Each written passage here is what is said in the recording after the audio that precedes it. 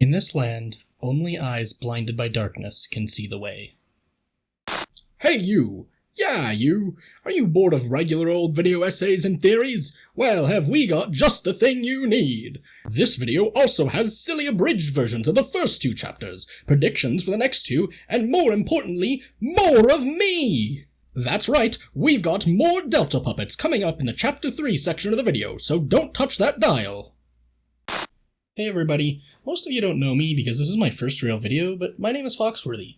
I'm a hobbyist indie game developer with a passion for literary analysis, number theory, and making music. Today, I'm going to be discussing an interesting topic I've recently been exploring about the game Deltarune. This is part of a series of concepts I've had in mind about Deltarune's use of contrast to convey meaning. I may make videos about the other ones in the future, but this was the quickest and easiest one I could make a video on before Chapters 3 and 4 released, which is important because it also comes with predictions for them. Today's topic of discussion is Deltarune's commentary on truth, or more specifically, true selves, and how it uses a contrast between sight and blindness to demonstrate it. I'll be going through the game chapter by chapter while pointing out the details you need to take note of, then explaining why they're important. Let's begin with Chapter 1. Your name is Chris, and this is Susie. You two are partners for a class project, but as it turns out, she doesn't like you very much. You enter the closet to find some chalk and get whisked away to the Shadow Realm, where you meet the fluffy Prince Rabble. He reveals that you three are heroes of legend. But where there are heroes, there is also the bad guy, Lancer, who will be a recurring antagonist. Susie immediately leaves the party to kick some asses while Rabble teaches you how to give a proper hug. This establishes the primary character conflicts of the chapter, between Chris and their bully Susie, between the violent Susie and the pacifistic Rabble, and between the Lightners and the Darkners. In this sense, the character conflicts are directly likened to a black and white perception of morality and others, which will be developed on later. You convince Susie to rejoin the party, and then she starts terrorizing the local wildlife, and then she starts terrorizing the local wild boy, who kindly thanks her for the lesson. Lancer admires our flightless purple people eater for a unique skill set, flattering her in the process. Then, Rabble gets a lesson in why you don't lecture people with criticisms when you want to convince them to do something, as Susie decides to join the bad guys instead. This binary understanding of good and evil turned out to be the reason why Susie joins the bad guys in the first place, as Rable's lecture made her realize that she doesn't fit the stereotypical concept of a hero. See, Rabble may represent the side of pacifism to resolve conflict, but in his approach to convince Susie of that belief, he accidentally acted antagonistically towards her. This demonstrates the consequences of lumping people into categories of good and evil based on such a simple typology as this. People who are pressured are more likely to radicalize against your side. Simple as that.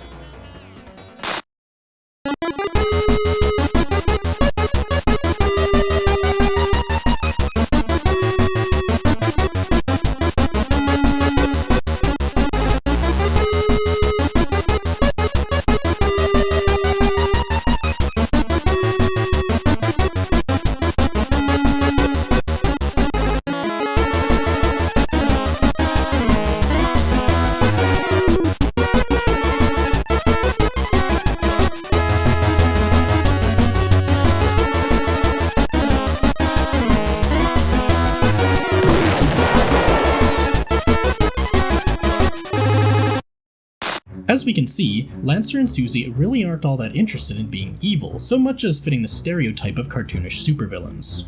This could suggest that Susie may not really be so mean to her core, but wants to uphold the image that she's not to be messed with. This hints at the idea that good and evil may just be the result of the rules of a strict typological system of morals, rather than being inherently defined by the universe. Lancer and Susie's friendship is built atop a house of cards, however, and it is about to collapse. You befriended Lancer, so battle's over, but then he becomes 1% more aware of his situation and runs off. You get captured and sent to the castle dungeon, where Susie discovers Lancer commanding their permanent imprisonment. Susie, hurt by his betrayal, questions if they were ever friends at all, but then she decides to spare him, and the two hug it out. Susie agrees to get past the king peacefully and joins the party of groveling losers, for real this time. Now armed with weirdly specific compliments, horrible flirting, and of course, ballistic fluffy boys, there was nothing that could stop Susie.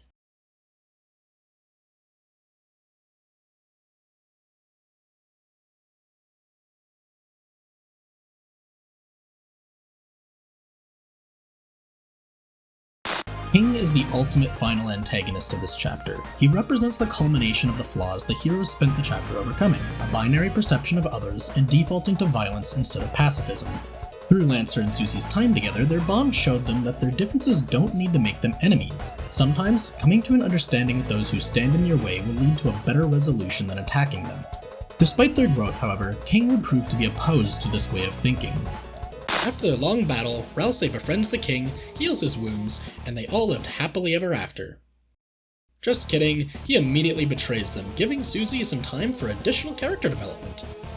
Lancer rallies the troops he befriended to overthrow King and banishes him to a fate worse than death. The Delta warriors say their goodbyes, Ralsei reveals his inner goat, and the Lightners seal the fountain and return home, seeing each other in a light they never had before. Turns out, some people can't have their minds changed so easily. King was so set in his ways that he was even willing to use the kind nature of the Delta warriors against them by threatening his own son. People have often pointed out that King has supposedly met the Knight, but I'd like to present an alternative possibility. King's black and white worldview led him to see the Lightners as evil, and their goal was to take away his dark fountain, right? Would it not then stand to reason that he could be misled into thinking that a character who made a dark fountain is on his side, that he should replicate their actions? The point is that King had a significant blindness about a certain truth in the world, and it prevented him from seeing the real intentions of the Knight or the good in the Lightners. King could not see the shades of grey, or the power that can arise from dark and light meeting each other in the middle. Jevil is a more interesting story because of how his awareness of the medium of his world affects the way he looks at morality. Where King sees things in black and white, Jevil's perception of the world as a game and its inhabitants as faceless pieces causes him to fail to see morality as existing at all. If it's not immoral to sacrifice your piece in a game of chess, then why is it immoral for Jevil to sacrifice a few Darkners in the name of fun? That's the way he sees it, at least. Jevil inverts King's view of the world by trying to mimic the position of players, as people who interact with their world as if they were games and pieces. With Chapter 1 out of the way, let's take a look at Chapter 2. Birdley is insufferable, Chris is normal, and Susie's excited to return to the closet to commit crimes against brooms. Toby increased the animation budget, and Ralsei still remembers your name after 3 years. Lancer and the other Cardiners are also here. Meanwhile, in the light world, there's another dark world. Oh, but Noelle's here! Noelle is gone! Then ChatGPT shows up and proves that, like the real thing, she thinks she knows better than everyone else. The opening of Chapter 2 helps to re-establish the characterization of Chris, Susie, Birdley, and Noelle that will all be built on in this chapter. It also introduces us to Queen and her better-than-you attitude towards the Lightners due to her being a computer. Ralsei is here to put the fun back in Fun Gang with the personality of a literal footstool. Oh, hey, Noelle is here. Noelle is gone! I refuse to call him that, so I guess we have to fight. Looks like you missed your stop, and now you're in the trash. Ralsei demonstrates the rejuvenating power of hugs, and then Susie kidnaps him. The next section demonstrates Birdley's character in full force, revealing that he shares an extremely similar perception of others as Queen. Near the end, Susie takes an interest in healing magic and even begins studying it under Ralsei's guidance, by kidnapping him. This is an important moment for Susie's character growth because it demonstrates that she can see values in things other than destruction and chaos. Noelle is here, but pretend she's not. Queen is here, but pretend she's not. Birdley's here, but I pretend he's not. You get a truce, and you get a truce, and everyone gets a truce. Turns out Noelle is afraid of literally everything. Queen conducts an incorrect character analysis of Chris and then proves she doesn't understand human emotion. Then the mice cast a spell on Noelle to make her no longer afraid. This portion of the chapter juxtaposes Queen's inherent lack of understanding of emotions and her logical thinking with Noelle's own personal growth from being afraid of everything to actually starting to enjoy her time in the Dark World. This helps us start to see how Queen's beliefs are missing crucial information about the Lightners. Her understanding of them is based on assumptions of what they want, all while she fails to see why they're unhappy. Growth will play a major role in this chapter later on, so pay attention to the way characters change over the rest of it. Birdley conducts a correct character analysis of Noelle, but then immediately fumbles the conclusion. Noelle's not here, and Queen is pissed. It's everybody's favorite #1 rated salesman, 1997, Spamton G. Spamton. Queen makes an ominous but correct character analysis of Noelle and then blows up the car. Noelle is here! Noelle is gone! Queen unfriends Birdley on Facebook and then banishes you to a fate worse than death. Next, we further the separation between Noelle's true desires and the assumptions other characters are making about her. This time, Birdley joins in too! This section furthers the separation between Noelle's true desires and the assumptions other characters are making about her. This time, Birdley joins in too! It's no coincidence that Birdley and Queen both demonstrate this complete lack of understanding of Noelle's desires, though. Queen is intended to reflect the primary character flaws of both Noelle and Birdly, holding a fascination in someone based on a limited understanding of them, like Noelle, while also believing she knows better than others, like Birdly. Spamton also shows up here, but I'll talk more about him later. Lancer is released from your pants hole and breaks you out of jail. Susie is smarter than Birdly and rightfully makes fun of him for it. Something Birdly backstory. Susie might, but I still won't. Then Lancer turns to stone. Rouse realizes that being likable doesn't mean being liked. Uh-oh, he's becoming too self-aware. Noelle conducts an incorrect character analysis of Susie, and then conducts a correct character analysis of Susie. Then Birdly ruins the moment again. Susie's here, so let's fight Queen, who makes a concerningly accurate character analysis of real people. Now Queen turns Giga, but she's not the only one with a magical girl transformation. You knock her down, but she makes sure to give the Thrash Machine a proper send-off. Noelle is here, and she's here to stay. She stands up to Queen, who has finally realized that she is a computer. Everyone realizes that fantasy is better than reality, and then Birdly decides to open up a dark fountain. But whoops! That'd end the world. This is news to Queen, as is their continued existence as a computer. The Delta Warriors say goodbye and seal the fountain. Birdly finally got off his high horse, and Noelle is staring at Susie's butt. Next, we start wrapping up the arcs of the Lightners by having Noelle get a deeper understanding of Susie's true character, and having Birdly chill out with the whole smart kid act. Rouse also gets some time to shine, or rather to realize that he actually doesn't shine at all, since he doesn't even know what his own identity is. Rouse's role in the story is a very interesting one, and I may make another video discussing it in the future. In addition to all this, we also get some time to explore various Lightners' rooms in the mansion, Chris and Noelle's revealing that Queen frequently misinterprets the web searches made by them. This is important because it furthers the idea that Queen's entire understanding of the Lightners comes from an algorithm. Somehow, Toby managed to predict the entire AI-generated content epidemic before ChatGPT even came out. Like King, Queen has a primary flaw that caused her to be blind to the truth of who the Lightners were, but she also realizes that it also likely made her misunderstand the Knight's will. She believed the Knight wanted to cover the world in darkness, but now that we can clearly see that both King and Queen were likely wrong about that, maybe we should be considering whether or not the Knight ever had to be evil in the first place. Queen finally comes to realize her flaw and that she can't calculate the feelings of ever-growing and changing beings like Lightners. On that note, Spamton, like Jevil, also reflects the primary character flaw of his chapter's main boss, but in a darker way. Spamton, through his awareness of his algorithmic world, seeks a way to exceed his limitations and become free, like he thinks the Lightners are. Unlike Queen, who fails to understand that Lightners can change and grow, Spamton desires to have this power to grow. Spamton wasn't just using this term big shot for no reason. When Spamton says he wants to become a big shot and cut his strings, he's referring to the idea that he wants the power to grow and change like Lightners can, being able to speak for himself. This is related to the pun of Spamton having strings, referencing how he communicates with sentence snippets, or in computer terms, strings. Being free of them would mean he no longer needs to communicate complex ideas like growing using terms like big shot. At the very least, we can be sure he isn't using it exclusively in terms of the popular rich guy advertising meaning, as he also refers to the idea of growing big enough to see above the darkness into heaven. With Chapter 2 out of the way, now we can get on to the predictions for future chapters. I'm only going to be covering Chapter 3 and 4 for now, but if enough people like this video, I'll make a follow-up with my predictions for the rest of the game after the next chapters come out. In order for you to understand my predictions, I think it's important we talk about why the analysis of the previous two chapters is necessary to understanding where the game is going to go from here on. The main point to keep in mind is that the Lightners all have some kind of flaw or problem, and the main boss of each chapter embodies it in some way. King reflected Rousse's strict categorization of heroes and villains combined with Susie's quickness to violence. Queen reflected Birdly's better-than-you mindset and Noelle's fascination with somebody she has a limited understanding of. King and Jevil's worldviews are derived from the medium used to construct their world, being board games, which inherently come with the win-or-lose, us-or-them mentality akin to Flowey or Jevil.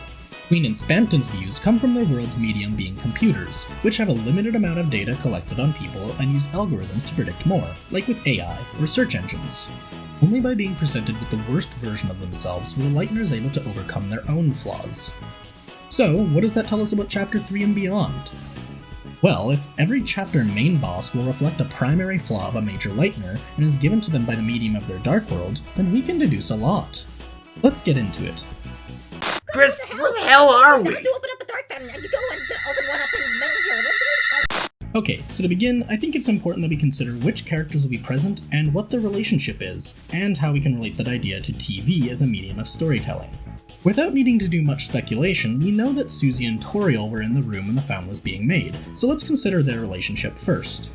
Susie seems to have a particular admiration for Toriel, hinted to at the start of Chapter 1, and by the strangely formal way Susie tries to act around her. Given Toriel doesn't express any disdain for the way Susie acts, but instead laughs at her roughhousing with Chris, Susie's act is done out of her own fear, not Toriel's reaction.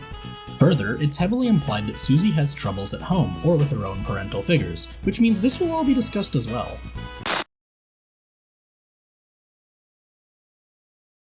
Wow, I can't believe the Dark Fountain was unguarded.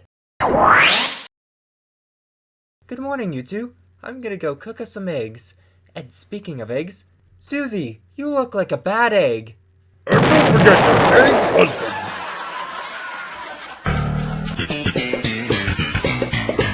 Yes, I believe Asgore will show up in Chapter 3 as well.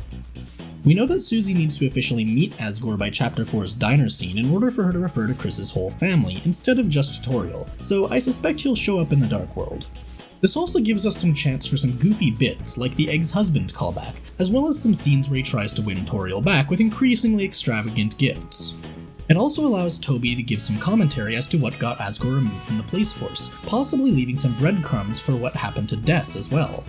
Speaking of the police force, I think Undyne and possibly Nabstablook also have a good chance to show up as well. I think Undyne showing up makes narrative sense for her Dark World, as Undyne being something akin to a knight in shining armor, come to save the fair maiden Toriel who called for help. And today we have a special guest, our very own roaring knight, Asgore Dreamer! Me? A knight? I guess I am a knight. Her appearing as the knight also allows for a knight fakeout, where Tenna misleads us, or is possibly misled himself, into thinking that it's the Roaring Knight, only to reveal Undyne under that helmet. This fits quite well with Undyne's personality, as we can infer that she's quite bored in the police force due to the mayor handling all the crime herself. This gives her a great chance to go on a grand and epic adventure. It also allows for two other developments to take place. Firstly, competition between Asgore and Undyne, given she replaced him as the protector in the police force, but also due to his desire to win Toriel back. Secondly, I think Susie will be accused of the damage, such as the slashed tire or the missing items in the house that will become the Darkeners, since she's the town troublemaker. Undyne and Asgore also allow for vastly different character dynamics and comedic bits, giving breaks from one plotline like how Birdley and Queen regularly broke up the sections with Noelle. And welcome back to Cooking with Toriel. On this week's episode, Microwaved Goat Boy. Oh God, I need my help. It's as I always say, the best version of you is somebody else. So, what do these characters and dynamics tell us about Tenna as a reflection of their flaws? I think the idea is that Tenna, as somebody running a TV studio, is going to promote the concept of acting unlike yourself to make others like you more.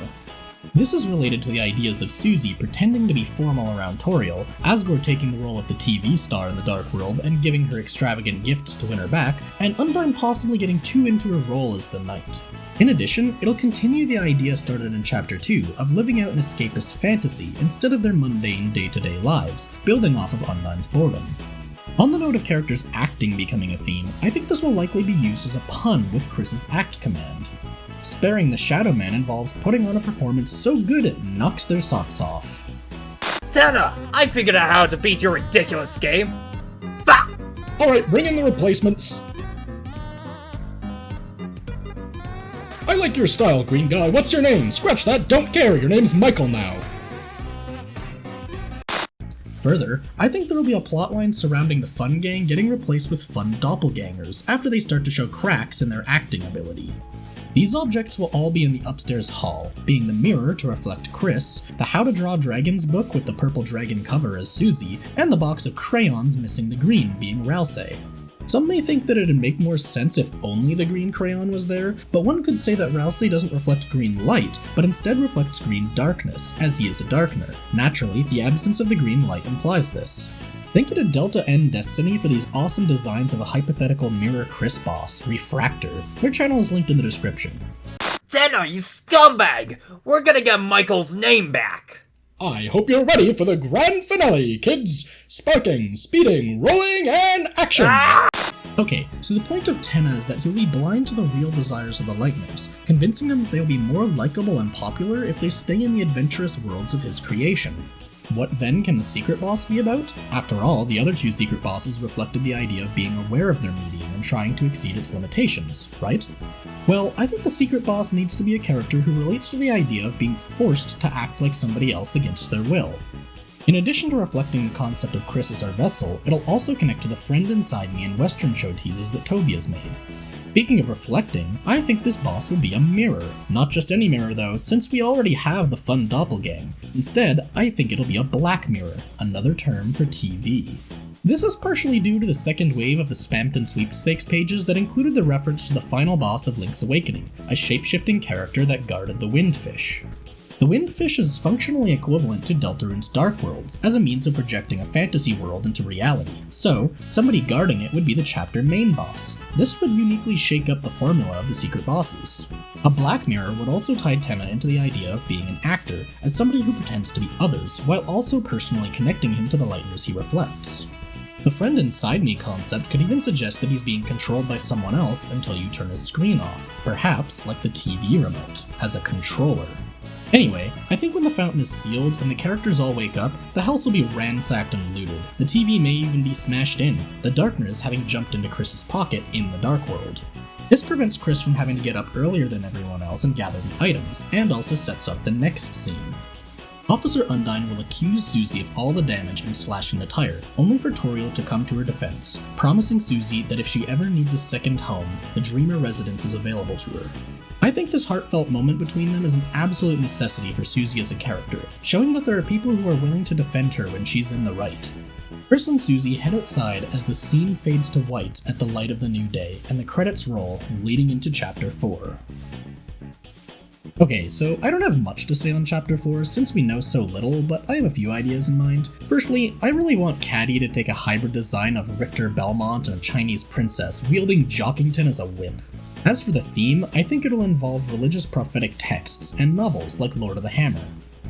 Novels are notable for their linear order of events and singular ending, which also ties into the concept of prophetic knowledge, as once you've experienced the end of a story like that, you already know everything about how it will get there.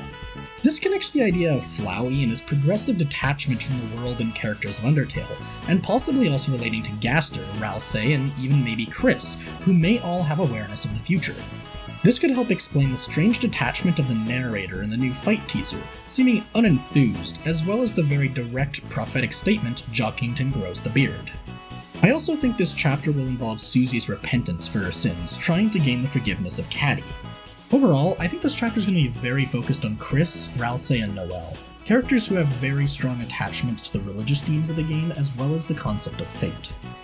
Sorry there's not really any visuals in this section. I kinda realized after fully rendering the video that there was something else I wanted to bring up about Chapter 4. There's a story that I think plays a massive role in Toby's use of religious and typological metaphors. That story is A Room with a View by E.M. Forster.